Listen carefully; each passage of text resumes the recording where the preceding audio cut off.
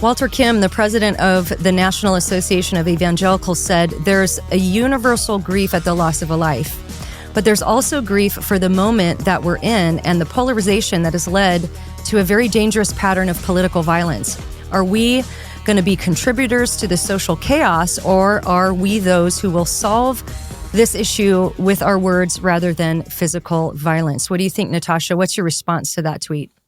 Think about for a minute why people are talking about polarization, that being the main narrative. For example, Phil Vischer said, he tweeted when Charlie Kirk had just been murdered, just heard that Charlie Kirk died. Truly sad. Our polarization is killing us.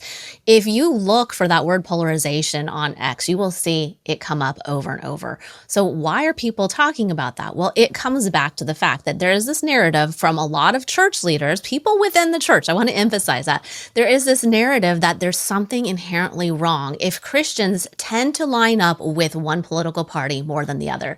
It's this idea that we need to be nonpartisan, and that if we're nonpartisan, then you're going to see a more equal distribution between the two sides. So when they start talking about polarization in that sense, it's kind of a backhanded way of saying, hey, see what happens when we're all lining up too much on one side rather than the other. If you have two parties and you have certain biblical truths that as a Christian you should hold to, what are you going to do? Are you going to just have to distribute yourself no matter what so that we're roughly equal on two sides so that we don't have polarization?